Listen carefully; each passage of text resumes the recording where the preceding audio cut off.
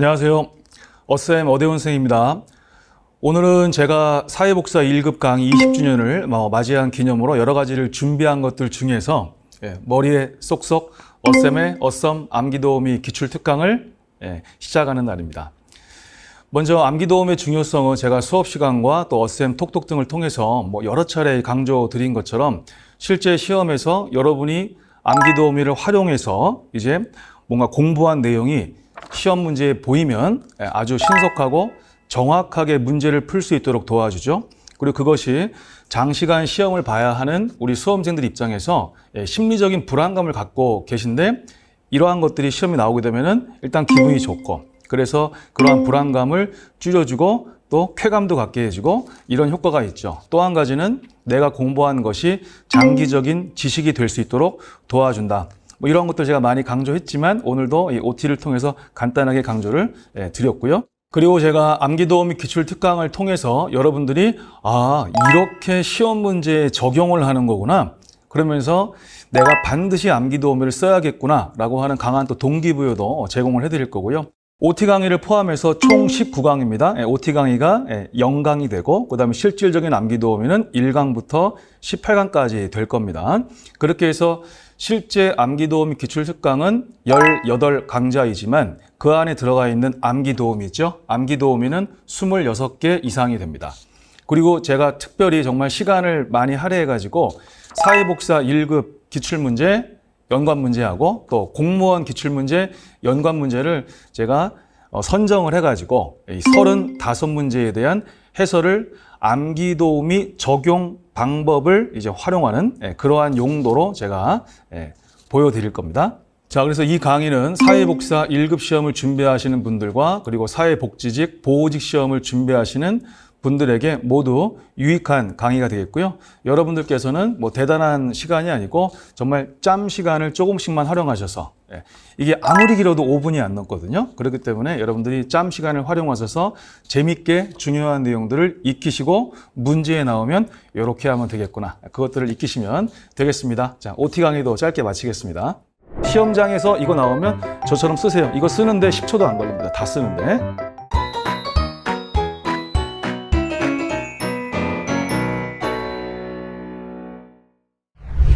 안녕하세요. 머리에 쏙쏙 어쌤의 어썸 암기도우미 기출특강 제1강은 에릭슨의 심리사회적 발달 단계와 발달 단계별로 겪는 위기 그리고 그 위기를 겪었을 때 이제 잘 이겨내고 나서 얻게 되는 강점 이 세 가지입니다. 처음에는 좀 어려워하지만 나중에는 또 가장 감사해야 하는 암기도움이기도 하죠. 에릭슨의 심리사회적 발달 단계가 매년 시험에 나오는 것은 반드시 알고 계셔야 되겠죠. 그렇기 때문에 꼭 외우셔야 되는 거고요. 자, 먼저 8단계인데 일단 유초, 유학, 청성, 성노에서 유가, 유아기, 초가, 초기, 아동기, 또 그 다음 유가, 유희기, 그 다음에 학령기하고 아동기가 같은 말이라는 건 꼭 기억하셔야죠. 그래서 우리가 공부할 때 가장 좋은 거였어요. 왜냐하면 우리나라의 초등학교하고 정확히 일치하기 때문에 공부하기 좋은 시기가 학령기, 이퀄 아동기죠. 그 다음에 이제 청소년기, 성인, 초기, 성인기, 그리고 노년기죠. 이렇게 해서 일단 유초, 유학, 청성, 성노를 외우시는 겁니다. 몇 번만 반복하면 입에 붙어요. 그 다음에 각 단계별로 경험을 하게 되는 위기와 갈등이 있는데 이게 신자, 죽은 자, 친생자 이렇게 하는 거죠. 그렇게 해서 8가지를 외울 때 신 했을 때 뭐지 이거를 일일이 외우는 게 아니라 우리가 일단은 내용을 보고 암기도우미를 나중에 쓰는 거잖아요. 그랬을 때 신뢰감 대 불신감이고 또 두 번째가 자율성 대 수치심과 회의고 세 번째가 주도성 대 죄의식인데 이 솔선성이라는 용어도 가끔 출제가 되기 때문에 주도성과 솔선성을 같이 기억하시는 것도 중요하다는 거. 그 다음 네 번째가 이제 근면성 대 열등감이죠. 그리고 다섯 번째가 자아정체감 대 정체감 혼란인데 가끔은 자아정체감 대 역할 혼란으로 나올 때도 있습니다. 그 다음에 친밀감 대 고립 또는 친밀감 대 고립감. 그 다음 7번째가 생산성 대 침체고 마지막 노년기가 자아통합 대 절망인데 이것도 가끔 자아완성 대 절망으로 나올 때가 있습니다. 자, 그 다음에 각 단계별로 위기를 잘 극복했습니다. 그렇게 해서 얻게 되는 그러한 심리사회적 강점 이런 것들이 있거든요. 이것도 희의, 목능, 성사, 배지 희의 목능 성사 배지 이렇게 이제 외우시는 거거든요. 물론 처음에는 어색합니다. 근데 계속해서 반복하면 나중에는 그냥 술술술 나오게 됩니다. 그래서 첫 번째 단계를 잘 극복했을 때 희망이라고 하는 강점을 얻게 되고, 두 번째는 의지, 세 번째는 목적, 네 번째는 능력인데 능자가 있죠. 그래서 유능성과 같은 말이고요. 그다음에 다섯 번째는 성실성의 성이 두 번 나오고 충성심의 성이 또 나오죠. 그래서 그 성이 공통되고요. 그다음에 여섯 번째가 사랑, 그다음에 일곱 번째가 배려인데 비읍 있죠. 예, 배려의 비읍, 보호의 비읍 해서 배려 보호. 그다음에 마지막으로 이제 지혜라고 하는 강점을 얻게 된다라는 거죠. 합격을 하신 분들한테 이 세 가지를 외워보라고 하잖아요. 그러면은 거의 5초에서 6초면 충분합니다. 유초, 유학, 청성, 성노, 신자, 주군자, 친생자, 희의, 목능, 성사, 배지 이렇게 되거든요. 자, 그럼 문제를 보면은 이게 얼마나 감사한 암기도움인지를 알 수 있습니다. 먼저 제 20회, 20회죠. 20회 최신입니다. 최신. 에릭슨의 심리사회 이론에서 아동기입니다. 아동기면은 이제 네 번째죠. 유초, 유학인데 학령기가 아동기였고요. 그랬을 때 그 발달과업을 성취하지 못할 경우에 경험하는 심리사회적 위기잖아요. 그럼 이거를 뚫어지게 쳐다보고서 어떻게 다 풀 겁니까? 그래서 신자, 주, 근에서 이게 뭐였어요? 근면성 대 열등감이었죠. 근면성 대 열등감. 이걸 가지고 바로 열등감이구나. 그냥 바로 압니다. 이게 문제 푸는 시간이 사실은 이게 5초도 안 걸리는 문제예요. 그 다음에 공무원 문제를 한번 볼까요? 자, 2017년에 우리 사회복지직 공무원 시험에 나왔던 문제입니다.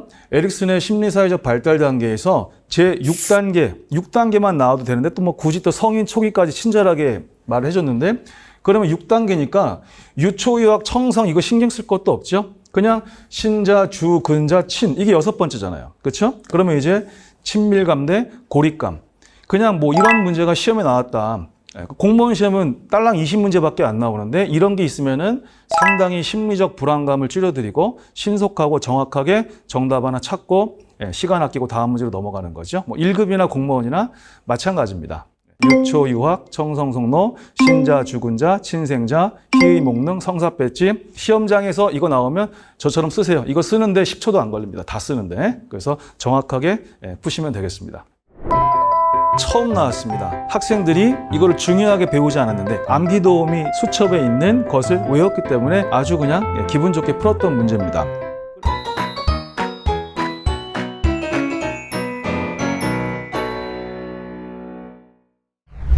안녕하세요. 머리에 쏙쏙 어쌤의 어썸 암기도우미 기출특강 제2강은 쿠블러와 로스의 임종의 5단계입니다. 뭐 쿠블러라고도 하고 또 독일 발음으로 퀴블러라고도 하고 그렇습니다. 뭐 시험에도 다 나오고요. 이 임종의 5단계 내용을 이해하는 건 뭐 이론 시간에 설명을 하지만 결국 시험은 외웠냐 안 외웠냐 가지고 이제 보는 거 아니겠습니까? 그랬을 때 뭐 첫 번째 암기도우미가 뭐 부분적인 타협은 우울하니까 그냥 수용하자. 근데 이게 좀 긴 것 같아서 제가 좀 줄인 겁니다. 그래서 부분적인 타협이지만 우수하군. 그랬죠? 맨 처음에 자기의 죽음에 대해서 알았을 때 누구나 다 부정을 할 수밖에 없고, 나중에 알게 되면 인정을 하게 되면 화가 날 수밖에 없다. 분노할 수밖에 없고, 어떻게 조금이라도 더 타협을 하게 되죠. 그러다가 이제 또 인정을 하게 되면 또 우울에 빠지고 마지막에는 받아들일 수밖에 없다. 수용할 수밖에 없다. 그랬습니다. 근데 시험은 이런 이해가 아니라 결국 외웠냐 안 외웠냐 이거란 말이죠. 기출문제를 보시면 바로 알 수 있어요. 노년기에 대한 설명인데, 자, 두 번째 보세요. 자, 퀴블러 로스는 인간이 죽음에 적응한 5단계 중 마지막이라 그랬죠.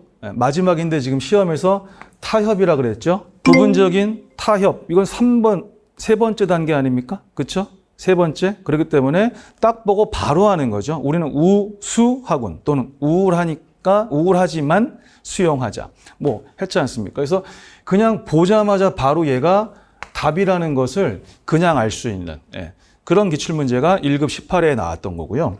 그 다음에 공무원 볼까요? 공무원은 2019년 사회복식 시험 때 처음 나왔습니다. 근데 학생들이 이거를 중요하게 배우지 않았는데 암기도움이 수첩에 있는 것을 외웠기 때문에 아주 그냥 기분 좋게 풀었던 문제입니다.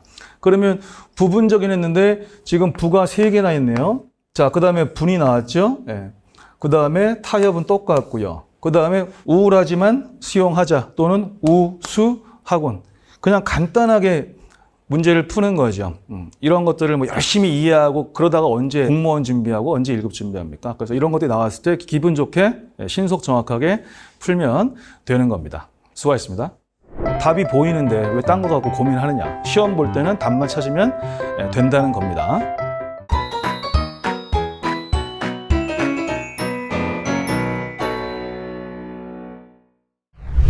안녕하세요. 머리에 쏙쏙 어쌤의 어썸 암기도우미 기출특강 제3강은 바로 우리 사회복지조사론에서 내적 타당도를 저해하는 주요 내재적 요인들입니다. 주요 내재적 요인들. 그래서 우리는 이제 역성, 검도, 회상상 이렇게 이제 외우고 있는데 여기라는 건 역사 요인이죠. 여기서 한 가지 참고하실 것은 요인이라는 단어와 효과라는 단어가 똑같습니다. 뭐 역사 요인, 역사 효과, 뭐 성장 요인, 성장 효과 다 똑같습니다.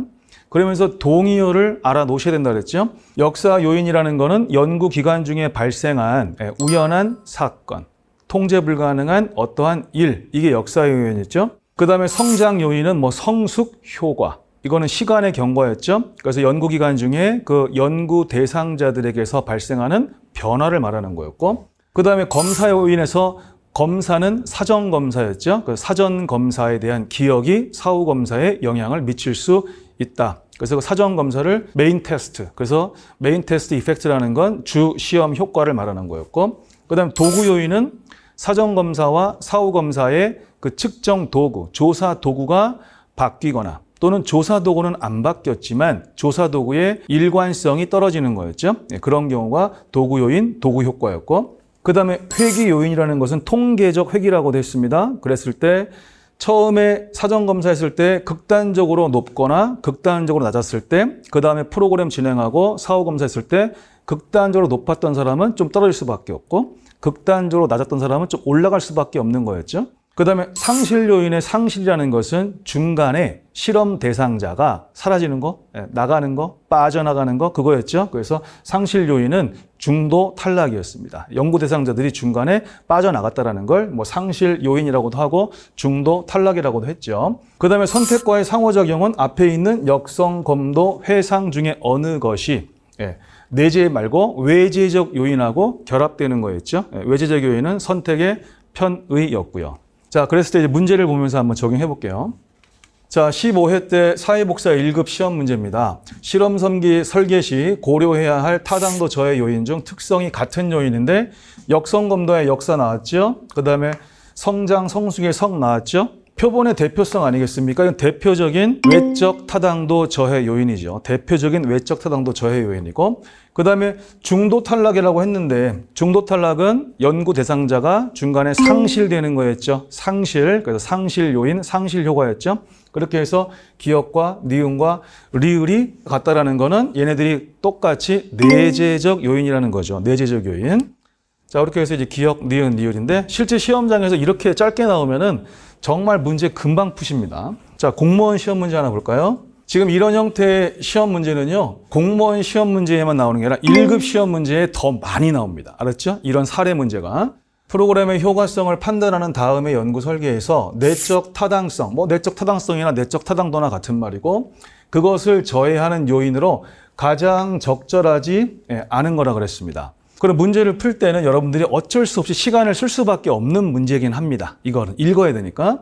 그랬을 때 지워나가는 방식 있죠? 지워나가는 방식을 써야 되는데 여기서 이제 포인트 중에 하나가 2주에 걸쳐서 그랬어요. 그러면 2주라고 하는 시간이 경과됐죠? 시간의 경과를 의미하는 다른 단어가 뭡니까? 성장 내지는 성숙이었죠? 그러면 얘는 일단 탈락이죠. 처음에 몇 명이었습니까? 17명이었죠. 사전검사할 때 17명이었는데 사후검사할 때는 남은 사람이 몇 명? 10명이죠. 그럼 7명이 중도 탈락했네요. 그죠? 상실 요인이 발생했죠. 그래서 연구 대상의 상실, 탈락이죠.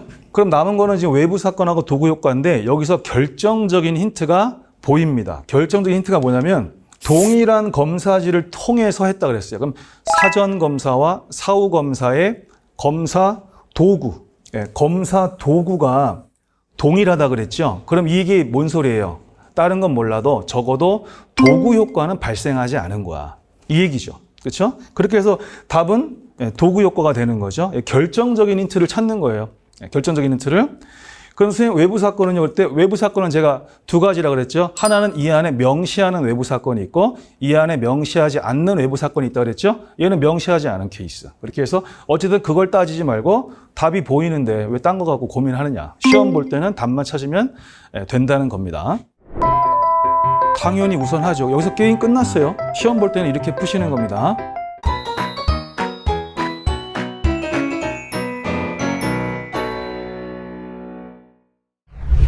안녕하세요. 머리에 쏙쏙 어셈의 어썸 암기도움 기출특강 제4강은 바로 로엔버그와 돌고프의 윤리원칙 심사표고요. 여기에 시험의 핵심은 7가지의 명칭을 기억하는 건데 그거보다 더 시험에 많이 나오는 것은 순서입니다. 순서. 1과 3이 충돌하면 1이 우선이죠. 2와 3이 충돌하면 2가 우선이죠. 이거였습니다. 그래서 이거는 반드시 암기도우미를 쓰는 게 좋다. 생평자, 체질사진. 생평자, 체질사진. 생은 생명보호 원칙, 평은 평등과 불평등. 그 다음에 자는 자율성과 자유라고도 하고 또 자기결정. 우리 사회복지에서 자기결정 너무 중요하죠. 그리고 또 자치와 자유. 다 자자가 들어가네요. 최소, 손실이 있고 그 다음에 삶의 질, 생활의 질이 있고요. 사생활보호와 비밀보장 원칙. 그 다음 마지막이 진실성과 정보 개방인데 진실하게 정보를 개방하려면 정보를 완전히 공개해야죠. 또 성실하게 공개해야죠. 그러한 동의어도 조심을 하셔야 됩니다. 자, 기출문제 보겠습니다. 제20회 기출에서 우리가 이제 로엔버그와 돌고프의 심사표 중에서 이례적으로 개념을 물었습니다. 이례적으로 원래는 순서를 묻는 게 일반적인데 도움을 요청해온 클라이언트의 의사를 존중해 주는 거다. 그러면 클라이언트의 의사를 존중해 준다는 거, 그 사람의 결정권, 자기 결정권을 보장해 준다는 뜻이겠죠. 그 사람의 자기 결정, 스스로 결정한 것을 존중해 준다, 보장해 준다, 그거였죠. 이례적으로 개념이 나왔지만 결코 어렵지 않다. 그렇게 해서 자율성과 자유의 원칙, 다른 말로 자기 결정의 원칙 또는 자치와 자유의 원칙이라고 그랬죠. 이례적으로 이제 개념이 나왔는데 어렵지 않았고요. 거의 대부분은 이렇게 나옵니다. 2021년 사회복지직 공무원 시험 문제인데 1급도 다 거의 다 순서예요. 순서도 화살표 끄고서 어느 게 우선이냐 나오면 좀 쉽거든요. 근데 이거는 문장으로 막 나열되어 있어서 오히려 어렵습니다. 생평자 체질 사진이잖아요. 그랬을 때 얘를 써놓고 하시면 덜 혼동이 되실 겁니다. 자가 붙었죠. 자율성 대 자유. 그 다음에 비가 붙었잖아요. 그랬을 때 자율성 및 자유의 원칙 비밀보장 원칙에 우선한다. 그럼 자가 여기에 있고 비밀보장이 이제 여기 있단 말이죠. 사생활을 보호하는 게 비밀을 보장하는 거죠. 그래서 둘이 붙었다. 그럼 당연히 세 번째 있는 게 우선이죠. 그러면 1번을 읽자마자 답이 나왔어요. 너무 기분 좋죠. 실제 시험장에서는 이게 확실하기 때문에 실제 시험 보실 때 얘네들을 읽지 않습니다. 이건 제가 문풀하면서 엄청 훈련시켜드리죠. 시간 낭비하지 말라고. 그럼 나머지는 다 뭘까요? 이 안에서 지금 순서가 서로 바뀌어져 있는 거죠. 그래서 딱 봤을 때 세 번째의 자율성, 자유가 그렇지. 6번째의 비밀보장보다 당연히 우선하죠. 여기서 게임 끝났어요. 시험 볼 때는 이렇게 푸시는 겁니다. 사회복지 공부한 사람이 이거 모르면 이제 간첩이다 소리 들을 정도인데 실제 이게 시험이면은 이거 정답 찾는데 5초 이내에 끝납니다.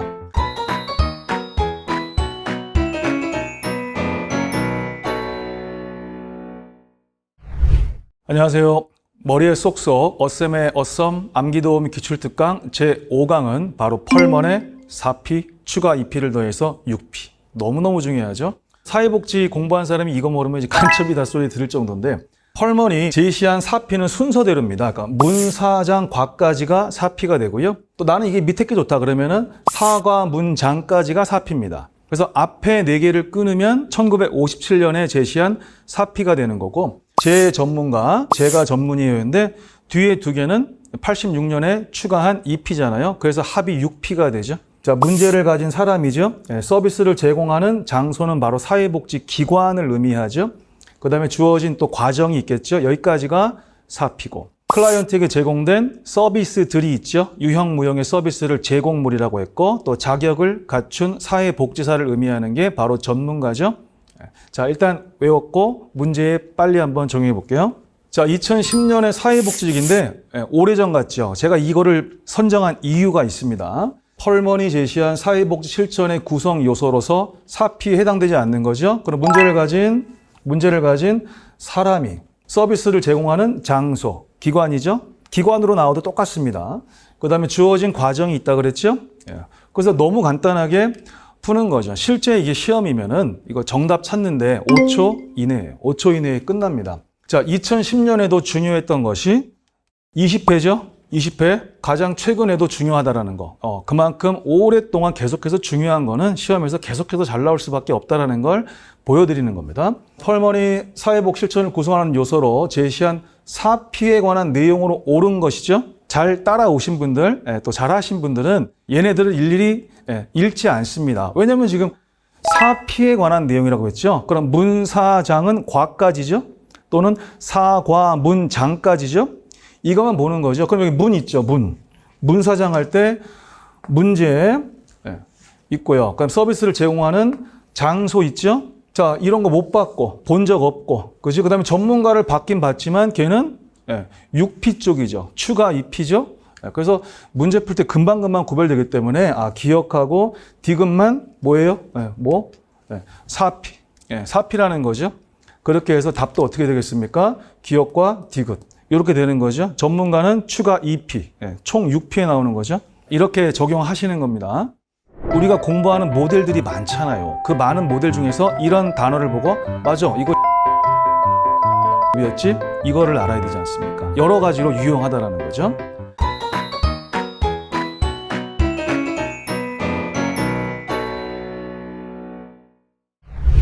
안녕하세요. 머리에 쏙쏙 어쌤의 어썸 암기도우 및 기출특강 제6강은 바로 심리사회적 모델의 직접적 개입 방법의 종류들입니다. 심리사회적 모델에는 개입 기법이 7개. 7개 중에 환경 조정 하나만 간접적 개입 방법이죠. 나머지 6개. 그래서 환경 조정은 클라이언트의 인적, 물적, 환경에 개입하는 거죠. 그러니까 환경을 변화시키는 거죠. 그거 하나만 간접적인 개입 방법이었고 나머지 6개입니다. 그러면서 자연스럽게 이러한 용어들이 나왔을 때 우리가 공부하는 모델들이 많잖아요. 그 많은 모델 중에서 이런 단어를 보고 맞아, 이거 심리사회 모델의 치료 기법이었지, 개입 기법이었지, 이거를 알아야 되지 않습니까? 여러 가지로 유용하다라는 거죠.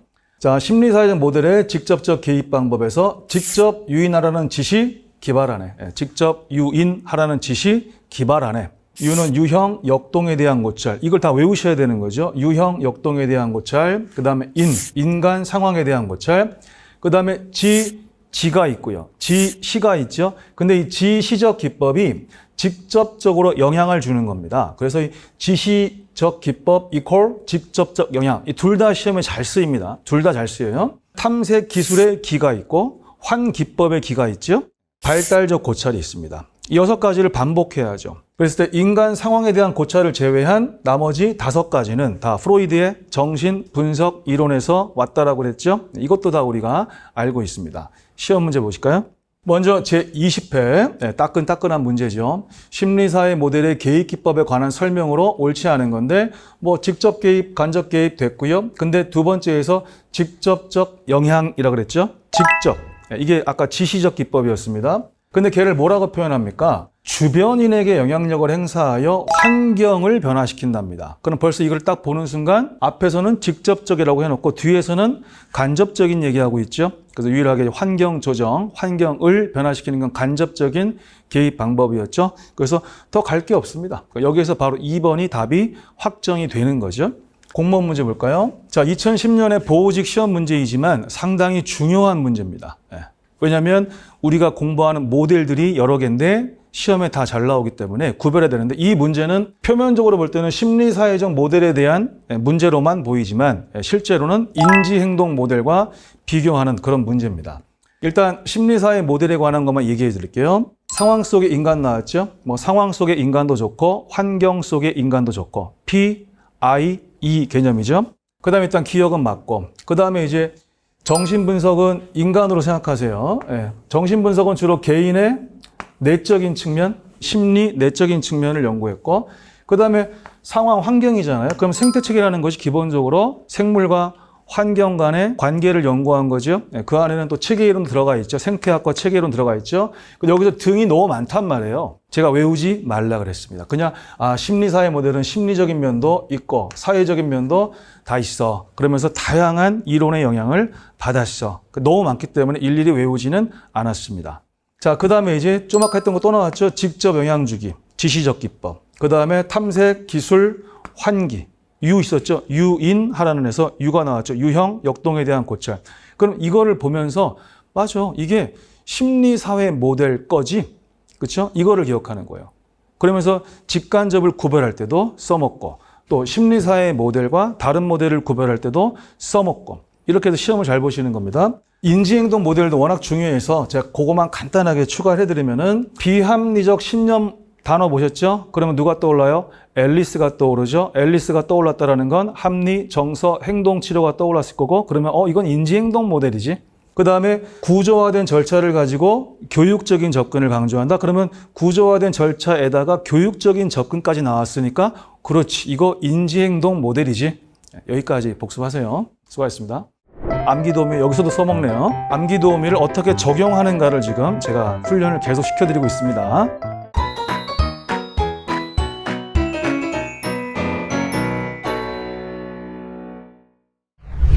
안녕하세요. 머리에 쏙쏙 어쌤의 어썸 암기도우미 기출특강 제7강은 바로 과제 중심 모델 5가지 특성과 과정입니다. 먼저 5가지의 특성 보겠습니다. 책을 구경하기로 결단했어. 그랬죠? 그래서 책 구경 결단. 이거를 외워놓으면 문제를 풀 때 적용되는 게 너무 많습니다. 상당히 유익합니다.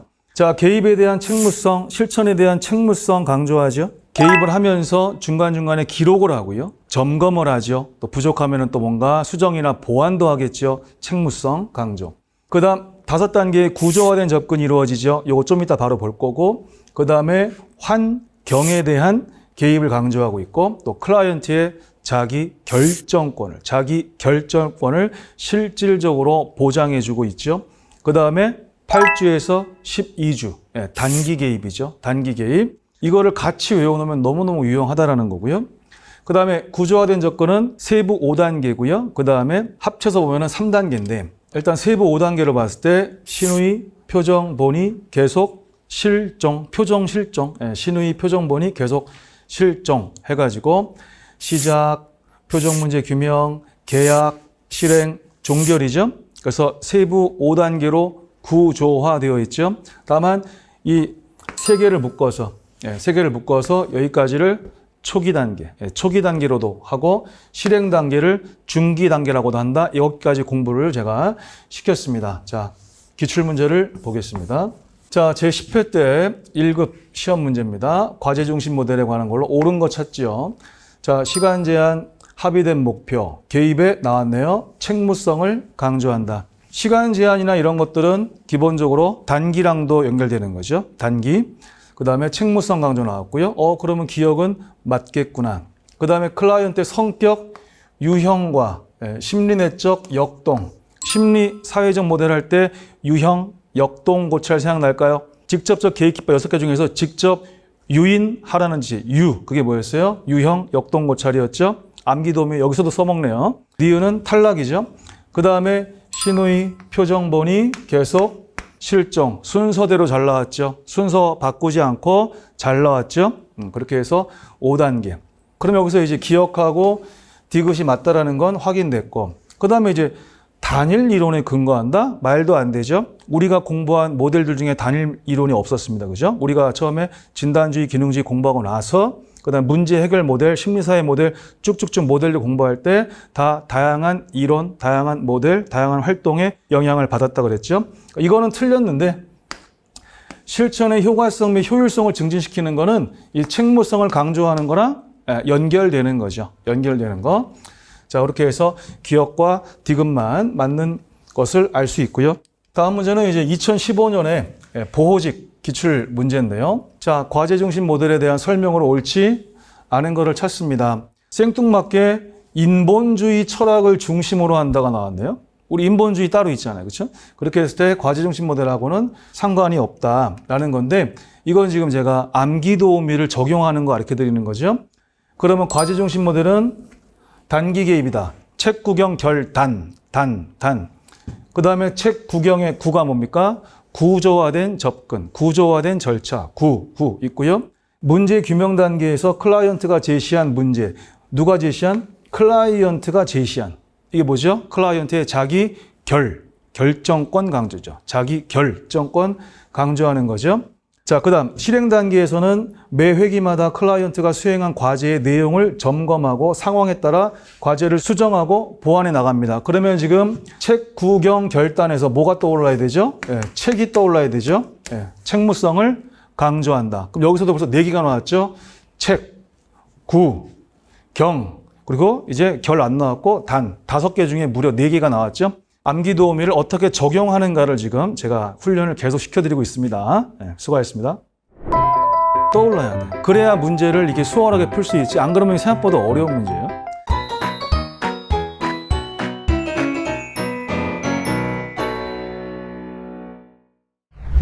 안녕하세요. 머리에 쏙쏙 어쌤의 어썸 암기 도우미 기출특강 제8강은 지역사회 개발 모델에서의 워커, 즉 사회복사의 역할인데 로스를 기억하고 계시죠?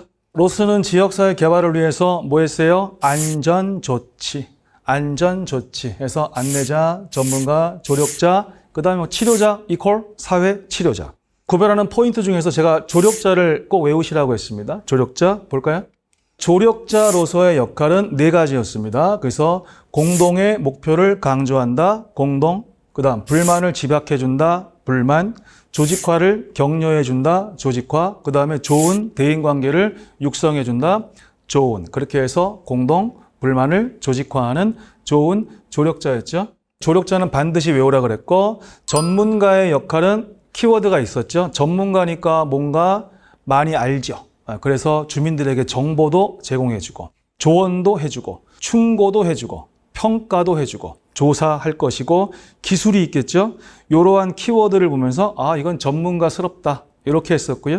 치료자 같은 경우에는 협력에 방해가 되는 요인들을 없애주는 거였죠. 그리고 나머지가 이제 안내자가 됐었는데 문제를 보도록 하겠습니다. 제17회 사회복사 1급 문제고요. 제가 이거를 딱 적용할 수 있는 공무원 문제는 없어서 아쉽지만 이제 1급 문제만 반영을 했습니다. 지금은 문제가 이렇습니다. 지역사회 복지 실천에서 조력자의 역할로 옳은 것. 조력자 역할로 옳은 건데 그냥 지역사회 뭐 특정 모델은 말하지 않았습니다. 그냥 지역사회 복지 실천이라고만 했죠. 근데 내용을 딱 보니까 지금 지역사회인의 다양한 집단들에 의해 표출된 불만의 집약이라고 돼 있단 말이에요. 그럼 불만의 집약을 보면서 아 로스가 떠올라야 돼. 안전조치 떠올라야 돼. 그중에 조력자 역할 공동 불만을 할 때 불만이 떠올라야 돼. 그래야 문제를 이게 수월하게 풀 수 있지. 안 그러면 생각보다 어려운 문제예요. 그 다음에 조사한다. 문제를 조사하고 평가한다. 뭔가 좀 많이 아는 사람인가 봅니다. 뭐겠어요? 이건 전문가스럽죠. 그렇죠? 그 다음에 여기는 아예 답을 가르쳐줬네요. 옹호자 이퀄 대변자. 얘네 완전 같은 말이죠. 옹호자, 대변자라고 다 가르쳐주고 있고 지역사회 조직 과정에서 지역 주민들에게 공동의 목표를 강조해준다. 그러면 공동 불만을까지 나온 거죠.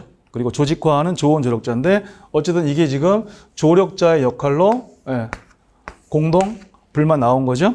이렇게 해가지고 기억하고 리을이 답이 되겠죠. 이렇게 적용하시는 거 많이 연습하셔야 됩니다. 수고하셨습니다.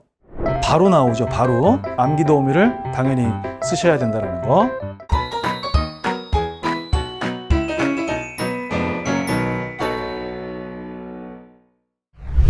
안녕하세요.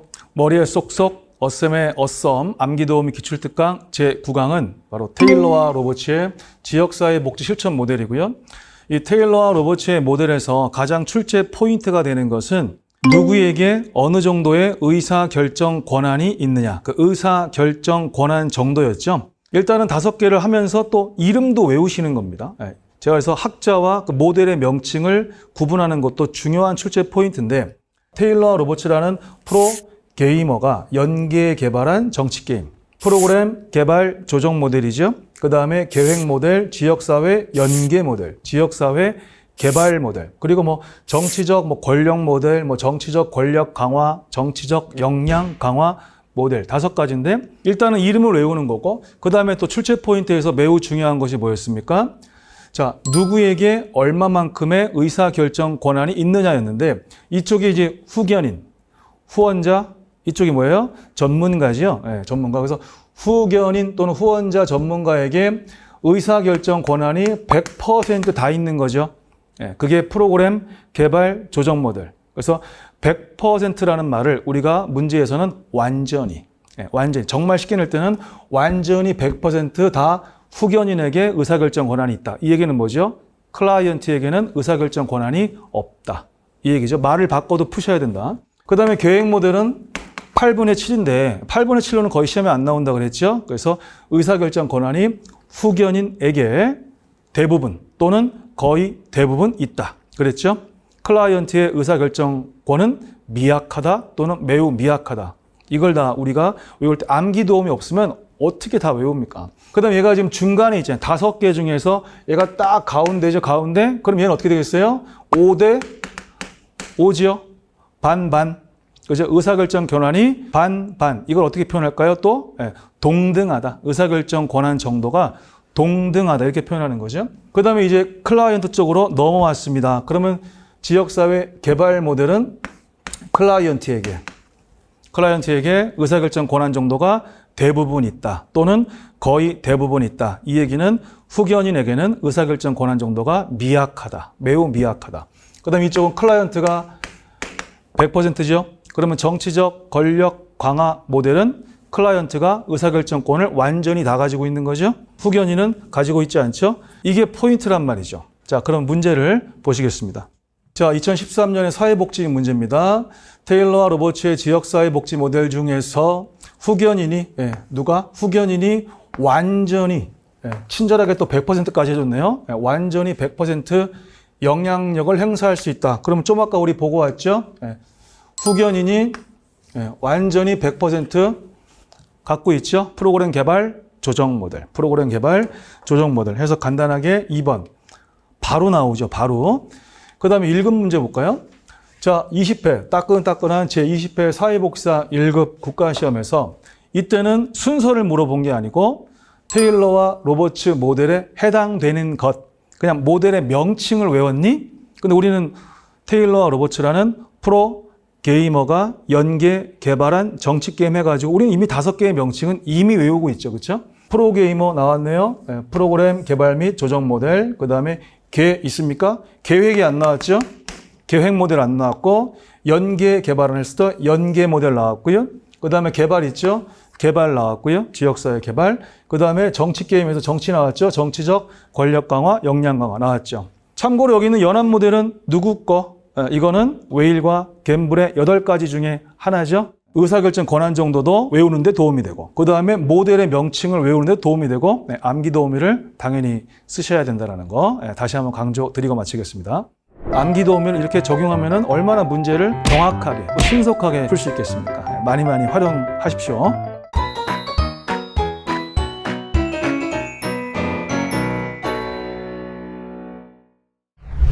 안녕하세요. 머리에 쏙쏙 어쌤의 어썸 암기 도우미 기출특강 제10강은 우리 사회복지 사업법 너무너무 중요한 거 아시죠? 이 사회복지사업법에서 규정하고 있는 사회복지법인 임원의 구성과 임기에 대해서 정확히 한번 외워보고 적용해 보도록 하겠습니다. 자, 이사는 삼치구이, 이게 뭐였어요?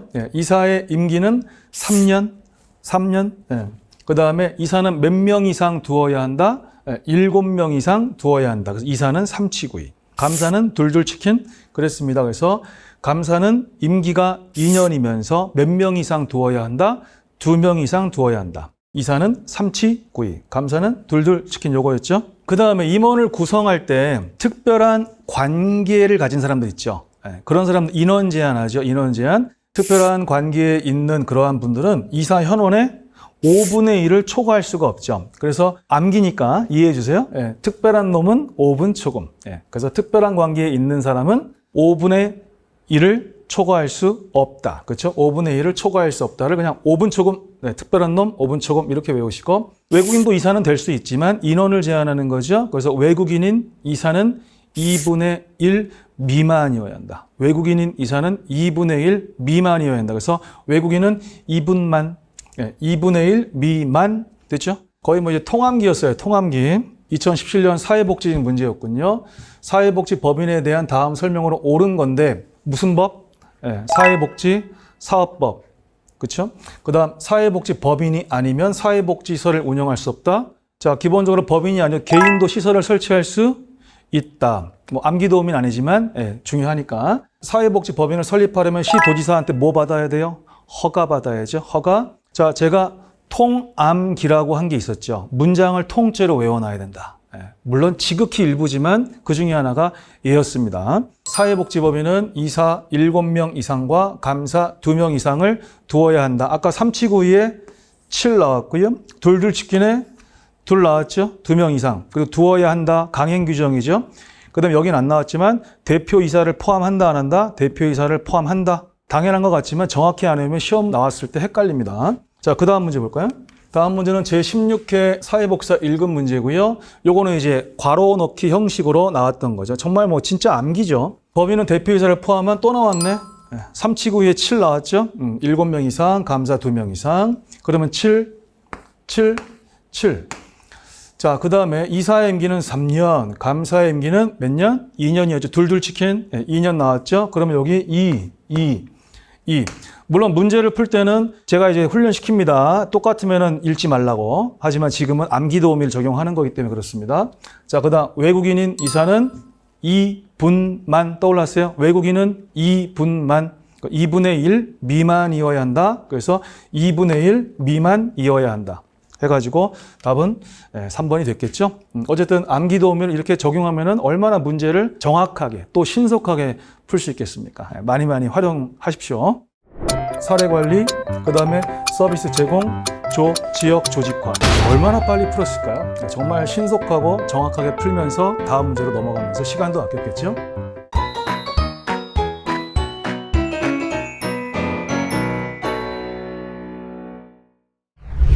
안녕하세요. 머리에 쏙쏙 어쌤의 어썸 암기도우미 기출특강 제11강은요. 사회복지관의 3대 기능과 사업 분야입니다. 암기도우미를 적용해서 얼마나 빨리 문제를 풀 수 있는지 또 같이 보도록 하겠습니다. 먼저 사회복지관의 3대 기능은 뭐 짧게 사회복지관 사서조. 정확하게는 사회복지관의 3대 기능인데 뭐 3가지 이런 거를 외울 수밖에 없죠. 사서조 3개잖아요. 사는 사례 관리 기능이고, 서는 서비스 제공 기능이고, 조는 지역 조직화 기능이죠. 사서조 이렇게 외우면 되겠고, 3대 기능 중에서 우리가 이제 사례 관리 기능 있죠. 거기에는 사례 발굴이 있고, 뭐 사례 개입이 있고, 서비스 연계가 있거든요. 근데 그거는 암기도우미를 쓰지 않아도 우리가 충분히 이해로 끝낼 수 있다고 했는데, 나머지는 외워서 구별을 해줘야 된다 그랬어요. 서비스 제공 기능에 4가지 사업 분야가 있는데 이렇게 했죠. 서비스 제공하러 가자 친구 이런 느낌으로 서비스 제공하러 가자 직교. 뭐 가자의 친구인가요? 서비스 제공하러 가자 직교 이렇게 이제 외웠죠. 가가 가족 기능 강화 사업이고 자가 자활 지원인데 이때 자를 조심하셔야 됩니다. 다음에 공부할 파트에서는 또 자원 개발 관리가 나오기 때문에 여기서 이 자가 자활 지원이라는 것을 잘 구별해 줘야 되고요. 지가 지역사회 보호 사업이고 교는 교육문화 사업이죠. 다음으로 3대 기능 중에서 지역 조직화 기능에는 3가지 사업 분야가 있다. 그래서 이렇게 외웠죠. 지역 조직화를 위해 복을 주자. 이때 복이 복지 네트워크 구축이고, 주가 주민 조직화죠. 주민 조직화. 그 다음에 자가 뭐예요? 자가 자원 개발 및 관리. 아까 서비스 제공 기능의 자활 지원과 그 다음에 지역 조직화 기능의 자원 개발 관리를 구별 잘 하시면 되겠습니다. 자, 얼마나 문제에 쉽게 적용되는지를 기출 문제를 통해서 보겠습니다. 자, 2018년 사회복지직 시험 문제에서 단순히 3대 기능 분야가 아닌 걸 물어봤죠. 그러면 이제 사서조, 사례관리, 그 다음에 서비스 제공, 지역 조직화 이렇게 해서 얼마나 빨리 풀었을까요? 정말 신속하고 정확하게 풀면서 수험생들의 심리 불안을 줄여드리고 기분 좋고 다음 문제로 넘어가면서 시간도 아꼈겠죠. 자, 그 다음에 1급 문제를 보겠습니다. 따끈따끈한 제20회에서 이렇게 물어봤죠. 사회복지관의 사업 내용 중에서 서비스 제공 기능에 해당하지 않는 거라고 했는데 서비스 제공하러 가자 직교, 서비스 제공하러 가자 직교였죠. 그때 가가 가족 기능 강화였고요. 자가 자활 지원이고, 지가 지역사회 보호고, 교가 교육문화죠. 따로 있었죠? 너무 쉽게 외웠죠? 문제를 엄청 빨리 풀었죠? 기분 좋죠? 네, 좋습니다. 이렇게 해서 마치겠습니다. 완전 아포, 아포, 아포.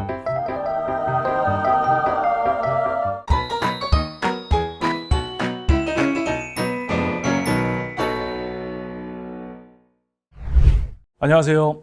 머리에 쏙쏙 어쌤의 어썸 암기도우미 기출특강 제12강은 바로 베버리지 보고서의 3대 전제 조건입니다. 정말 철저한 암기 문제인데요. 내용을 한번 보도록 하죠. 완전 고용이 있습니다. 그래서 완전 썼고요. 그 다음에 아동이 있는 가족에게 주는 수당. 그래서 아동수당, 가족수당. 전 국민을 포함하고 있죠. 그래서 우리가 이제 영국의 NHS 우리가 모를 수가 없잖아요. 그래서 내셔널 헬스 서비스 아니겠습니까? 그래서 국가보건 서비스라고도 하고 국민보건 서비스라고도 하죠. 그랬을 때 전 국민을 대상으로 하죠. 그러니까 이제 국민보건 서비스인데 국가가 시행하죠. 그래서 국가보건 서비스다. 그럼 전 국민을 포함하니까 보편적이고 포괄적이죠. 그랬을 때 또 치료도 있고 예방도 있죠. 그래서 또 포괄적이죠. 이해는 했지만 결국에 시험장에서는 암기로 승부를 하는 거죠. 자, 문제를 보겠습니다. 자, 18회 1급 시험 문제에서 베버리지 사회보장 프로그램의 성공을 위해 제시한 전제 조건을 모두 고른 거였을 때 너무 쉽죠. 완전 나왔고요. 그 다음에 아동도 나오고 가족 다 나와줬네요. 그 다음에 포괄적 의료 및 재활 서비스에서 포가 나왔죠. 그렇게 해서 완전 아포, 완전 가보 해도 되고 또 완전 아국, 가국인데 충분히 이해를 하고 왔기 때문에 여기서 우리가 적용하는 건 좀 더 쉬웠을 거라고 생각합니다. 그래서 없죠? 그러면 이제 기역, 니은, 디귿이 되겠군요. 그 다음에 공무원 문제를 볼까요? 자, 2022년 보호직 문제입니다. 따끈따끈한 문제죠. 자, 베버리지가 강조한 사회보험이 성공하기 위한 전제 조건. 역시 암기 문제죠. 그래서 실업수당으로 인한 재정 손실을 감안한 완전 고용, 완전 나왔고, 그 다음 가족의 크기와 소득을 고려하여 결정하는 가족수당, 가로 나왔네요. 아동수당으로 나와도 상관없고 4번 보시면 치료와 예방을 포괄적으로 제공하는 보건 서비스, 의료 서비스 다 좋습니다. 어쨌든 완전 가포 이렇게 나왔군요. 자, 3번도 꼭 아시긴 해야 되겠죠. 일단 보편주의까지는 맞았어요. 여기까지 맞았지만은 비정액이 아니라 어디까지나 그 당시에는 정액 기여 또는 균일 기여였죠. 정말 중요한 파트입니다. 그 다음에 이제 선별급여가 말도 최저수준은 맞아요. 맞지만 선별급여 일리가 없죠. 그래서 이제 보편적인 거였죠. 이렇게 해서 완전 아포, 완전 아보, 완전 가보, 가포. 그게 전 국민에서 국이 국민 서비스, 그 다음에 국가 보건 서비스. 이렇게 외우시면 간단하게 해결을 할 수 있는 문제들입니다. 특히나 평생을 좌우하는 공무원 시험 문제에서 암기도우미가 얼마나 중요했을까요?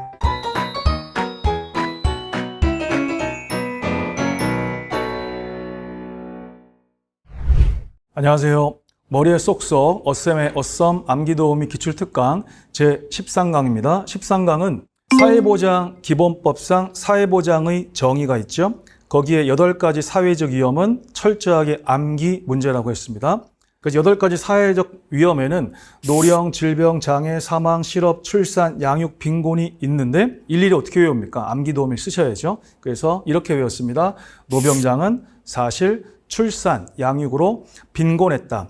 여기서 한 글자씩만 되어 있는 것들은 원래부터 규정이 되어 있던 것이고 그 다음에 2글자 출산, 양육, 빈곤은 그 이후에 전부 개정이 되면서 추가된 3개였죠. 정말 유익한 암기도움이다 라고 했습니다. 자, 문제 한번 풀어보겠습니다.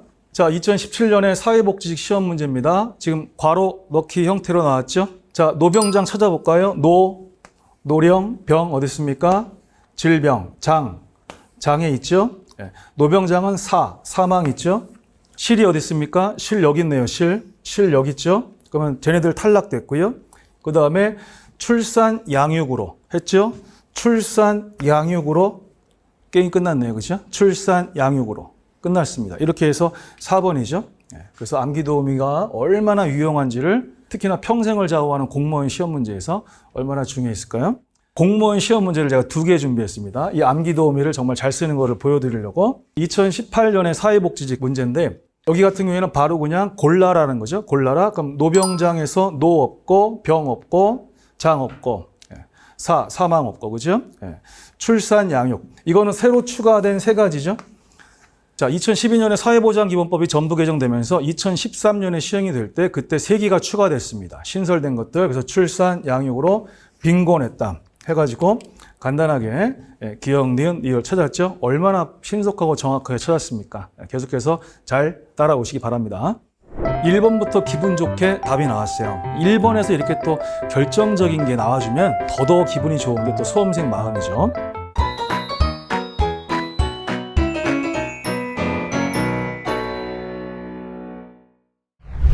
안녕하세요. 머리에 쏙쏙 어쌤의 어썸 암기도우미 기출특강 제14강은 진위계수입니다.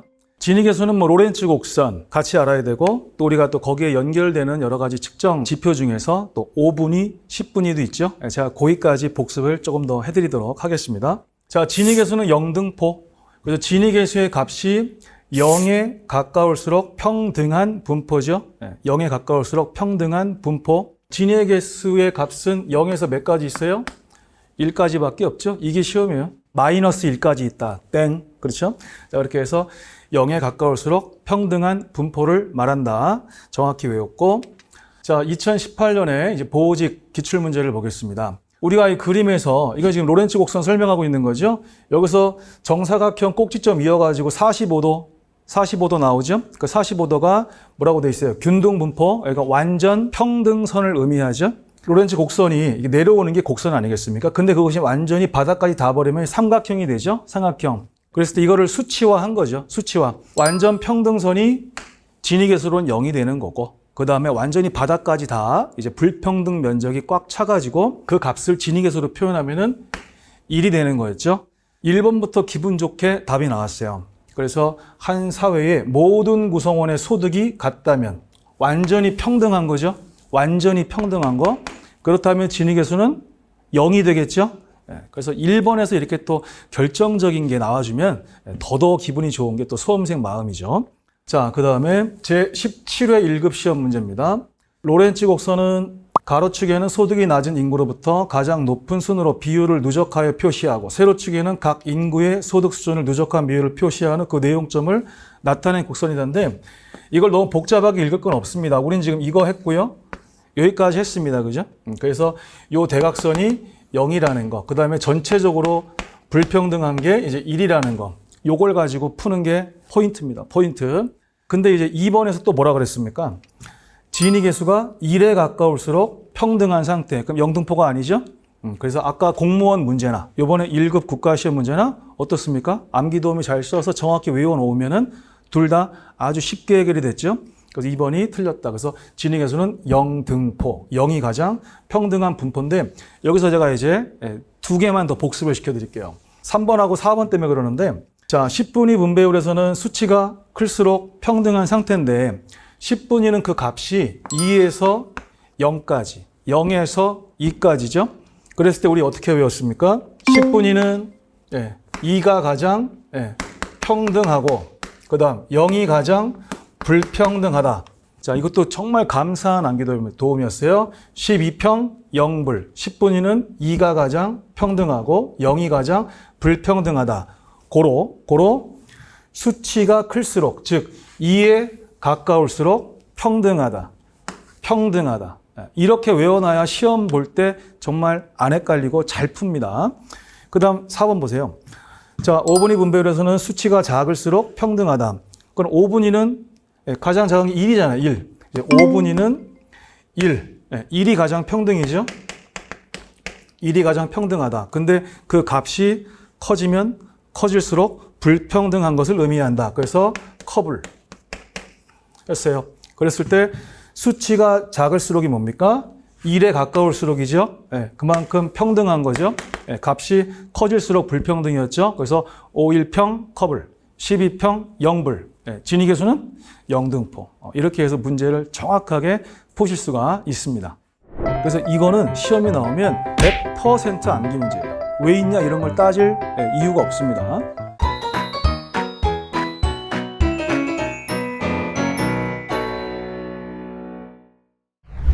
안녕하세요. 머리에 쏙쏙 어쌤의 어썸 암기도우미 기출특강 제15강입니다. 15강은 사회보장기본법상 사회보장제도의 운영 원칙을 외우고 시험 문제에 아주 기분 좋게 적용하는 거겠습니다. 처음에 암기도우미를 만들어준 제자분이 이제 한효주 진짜 열성팬이었습니다. 진짜 열성팬. 그래서 이제 형, 전, 연일, 연일이 뭐야? 맨날이지, 맨날, 그지? 형, 전, 맨날 효주만 책임질게요. 이렇게 만들었는데 여기서 주자가 첫 글자가 아니어서 조금 아쉬워가지고 제가 이제 그거만 좀 바꿔서 그 티아라의 효민이라는 가수가 있었죠. 그래서 이제 형, 전, 연일, 효민이만 책임질게. 이렇게 해서 민주성이 되는 겁니다. 민주성. 조심하실 거.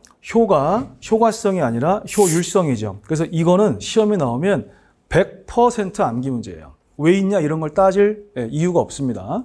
일이 있죠. 일반성이 있는데 이 일반성은 기본적으로 모든 국민을 대상으로 하기 때문에 일반성이고 얘는 다른 말로 하면 보편성이 되죠. 그 동의어 외우셔야 되고 그 다음에 또 하나 이 책임성이 있는데 이 책임성은 그 내용도 외우셔야 된다. 사회보험은 누가 책임지죠? 사회보험은 국가가 책임진다. 그 다음에 공공부조, 그 다음에 사회서비스는 누가 책임지죠? 국가와 지방자치단체가 함께 책임을 진다. 책임을 누가 지냐? 이것도 반드시 암기해야 된다고 했습니다. 제14회 사회복사 1급 문제 볼까요? 정말 기분 좋죠? 사회보장기본법에 명시된 사회보장제도 운영원칙이 아닌 것 했습니다. 자, 형이 먼저 나왔네. 형, 전, 전문성, 일 여기 있네. 일반성, 일반성, 보편성, 일반성. 모든 국민을 대상으로 한다. 이거였고, 그 다음에 효가 뭐예요? 효율성이죠. 효율성. 그렇게 해서 뭐 답이 그냥 쉽게 통일성 없으니까 답입니다. 이건 순수하게 암기 문제라고 말씀을 드렸죠. 자, 그 다음에 이제 제15회 1급 문제를 보겠습니다. 이거는 공무원 쪽에서 딱 맞는 문제가 없어서 이거는 1급 문제를 갖고 왔는데 일단 사회보장기본법상 사회보장제도의 운영원칙에 관한 설명으로 옳지 않은 거를 찾는데요. 국가와 지자체가 사회보장제도를 운영할 때에는 이 제도를 필요로 하는 모든 국민이죠. 모든 국민이 아까 일반성, 보편성이었죠. 형, 전, 연일 할 때 일반성, 이퀄 보편성이었고요. 그 다음에 2번이 그 책임성의 내용을 틀리게 했죠. 책임성의 내용을 틀리게 해서 사회보험은 누가 책임져요? 국가가 책임을 지고 시행하는 게 원칙. 그 다음에 공공부조와 사회서비스는 국가와 지방자치단체의 책임이었죠. 그래서 사회보험은 국가만 나와야죠. 국가만. 그래서 2번이 틀린 거고.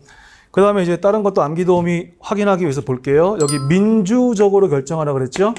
민주, 한효주든 효민이든지 간에 민주적으로 하라 그랬고, 민주성. 그 다음에 효율적으로 충족시키라 그랬죠. 효율성. 그 다음에 연계성, 전문성, 형평성. 이렇게 해서 100% 암기 문제라는 걸 확인해 드리고 꼭 외우셔야 됩니다. 이거 생각보다 어려웠습니다. 아주 시각을 다투는 그런 공무원 시험에서 학생들이 뭔가 순간 당황했던 그런 문제라고 합니다. 왜 그랬을까요?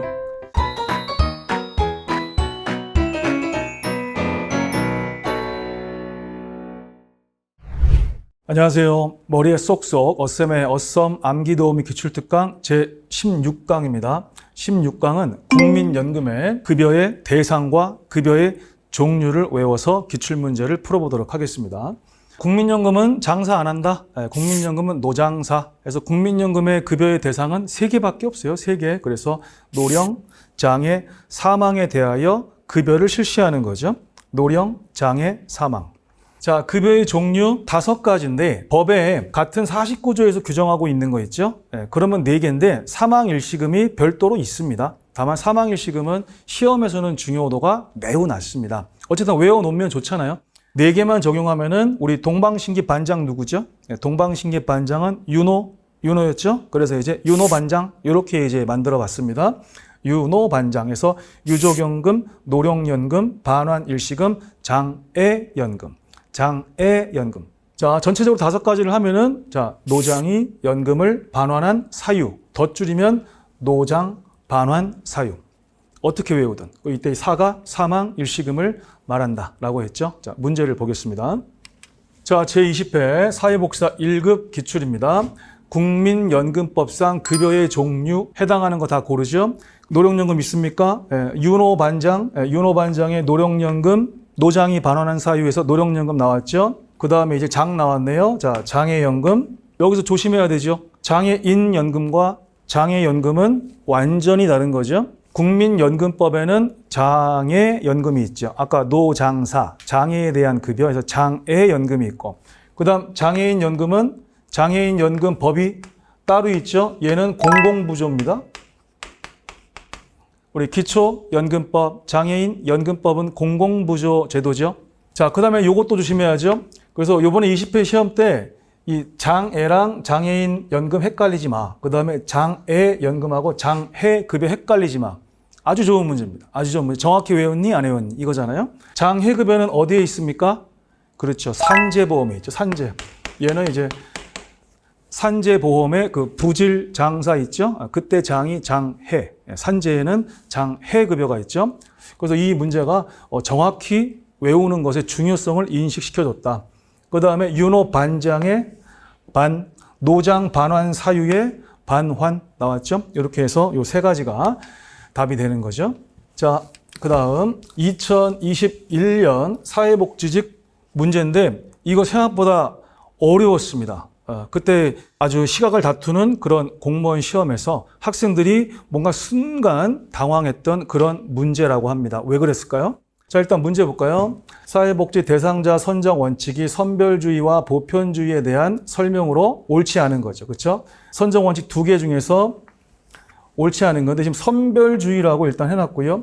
근데 국민기초생활보장제도는 우리나라의 대표적인 공공부조 제도니까 확실하게 선별주의가 맞죠. 선별적 복지의 대표 중에 대표죠. 그런데 여기서 장애연금이 나왔단 말이에요.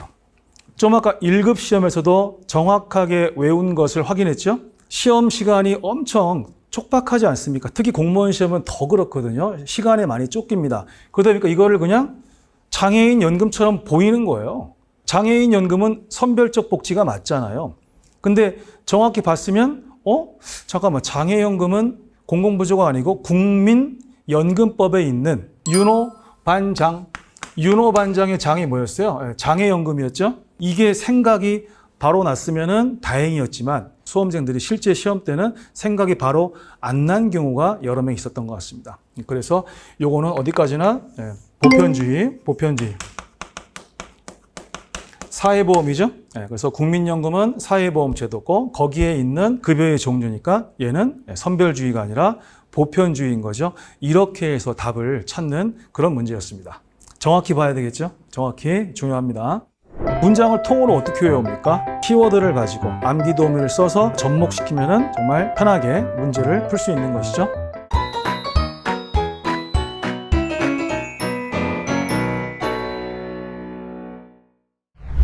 안녕하세요. 머리에 쏙쏙 어쌤의 어썸 암기도우미 기출특강 제17강입니다. 자, 사회보험 중에서 가장 시험에 잘 나오는 거죠. 노인 장기 요양보험법이고 그 안에 4가지의 기본 원칙이 있다. 제가 어떻게 만들었냐면 장기 요양급여를 제공하는 의자가 있는데 그 의자가 적정한 곳에 있다.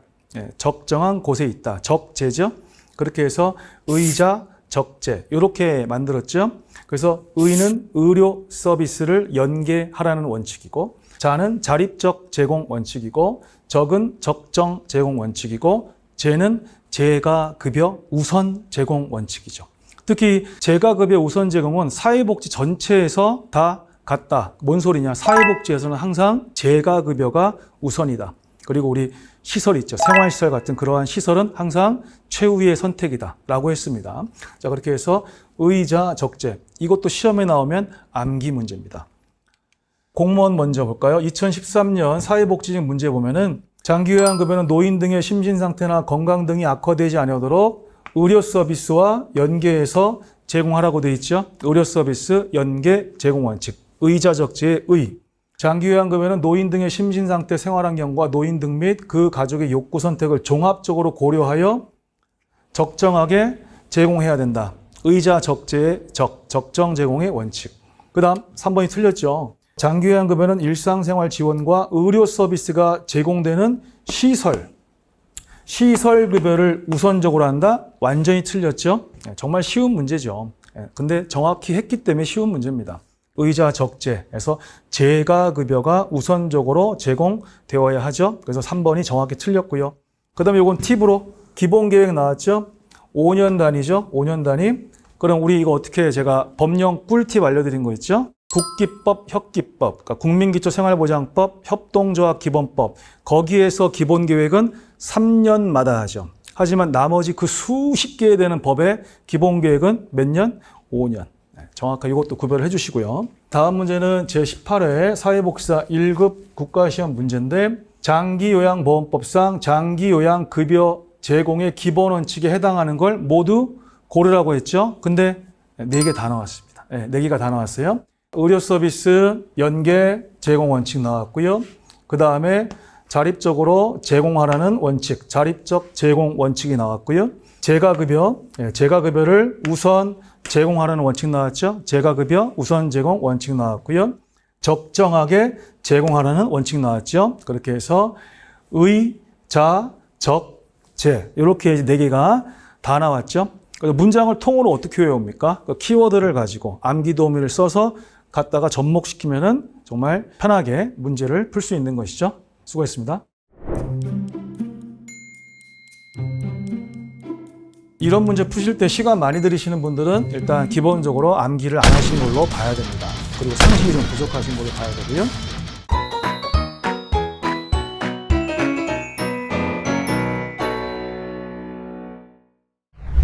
안녕하세요. 머리에 쏙쏙 어쌤의 어썸 암기도우미 기출특강 제18강 마지막 시간이 됐네요. 자, 너무나도 시험에 잘 나오는 거죠. 국민기초생활보장법에 있는 급여의 종류를 보도록 하겠습니다. 국민기초생활보장의 기초를 제가 땄고요. 그래서 기초생활장교, 장교는 장교인데 기초생활장교. 그래서 기초생활장교의 주거, 해산이 긴급하다인데 우리가 시행규칙에 있는 긴급급여는 거의 시험에 나오질 않습니다. 다만 구별할 때 쓰는 거죠. 법률에는 7개가 있죠. 7개. 그 다음에 시행규칙에 긴급급여가 하나 더 있어서 이제 법령으로 하면은 8개가 되는 거죠. 법률에 7개, 그 다음 법령으로 하면 8개가 되는데 그거의 구별 용도 정도는 괜찮습니다. 기초생활 장교의 주거예산이 긴급하다 해서 자, 생계급여, 활급여, 장은 장제급여죠. 장제, 돌아가셨을 때 지원해 드리는 것이고요. 그 다음에 교육급여가 있고, 의료급여가 있고, 주거급여가 있고, 해산급여가 있습니다. 그리고 시행규칙에 긴급급여가 있습니다. 한번 잘 적용을 한번 해보도록 하겠습니다. 먼저 제15회 사회복지사 1급 시험인데요. 우리나라의 사회복지 정책 중 대상을 빈곤층으로 한다는 거는 당연히 선별적인 제도, 공공부조 제도를 말하는 거죠. 자, 그랬을 때 빈곤층으로 한정하는 정책이 아닌 거라고 나왔습니다. 근데 이름을 딱 보니까 보육, 생계, 주거, 의료, 교육, 뭘까? 그랬을 때 기초생활, 장교, 이게 떠올라야 되겠죠? 기초생활의 생이 뭐였어요? 생계급여, 자활급여 없고, 장교, 교육 나왔고, 의료 나왔고, 주거예산이 긴급하다, 주거 나왔죠? 보육, 우리 어린이집 알잖아요. 어린이집 무상보육인 거 다 아시죠? 어린이집 무상보육, 보편적이죠. 매우 보편적이죠. 그렇게 해서 보육급여가 답이 되는 거였다. 이런 문제 푸실 때 시간 많이 들이시는 분들은 일단 기본적으로 암기를 안 하신 걸로 봐야 됩니다. 그리고 상식이 좀 부족하신 걸로 봐야 되고요. 자, 그 다음은 2019년도 보호직 기출문제입니다. 국민기초생활보장법상 제공하는 급여가 아닌 것은 기초생활장 했어. 이게 장인데 아까 뭐였어요? 재급여였죠? 장례 치를 때 어느 정도 지원을 해드리는 그런 거였고요. 그 다음에 주거예산에서 주거해산 나왔고 장교의 할 때 의료급여 나왔죠. 암기도우미 특강 마지막이니까 서비스 차원에서 자, 장애연금 하면은 뭐가 생각나세요? 장애연금 하면 국민연금이죠. 그렇죠? 국민연금법상 급여죠. 장애인연금은 별도로 장애인연금법이라고 하는 공공부조법이 별도로 있죠. 그 다음에 장해급여 있죠.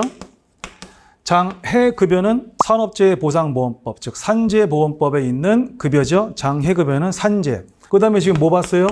국민기초생활보장법에는 뭐가 있다? 장재급여가 있죠. 1급 시험이 계속해서 어려워지면서 보다 더 정확한 암기를 요구하고 있다는 것을 우리가 또 암기도우미 특강을 하면서도 볼 수 있었습니다. 정확히 외우시고. 맨 처음에 오리엔테이션 0강, 제 0강을 포함해서 암기 도우미는 또 18강 해가지고 총 19강을 촬영을 했는데 정말 정확하게 외워서 문제를 풀 때 얼마나 도움이 되는지를 여러분들이 느끼셨을 거라고 생각하고요. 저한테 뭐 다른 암기 도우미 그 많은 걸 또 저한테 다 해달라고 하지 마시고 이제 적용하는 것까지 배웠으니까 잘 활용을 해서 시험을 잘 봐야겠다. 이렇게 마음을 먹으시면 좋을 것 같습니다. 그동안 수고하셨습니다. Awesome, awesome, awesome, awesome, awesome, awesome.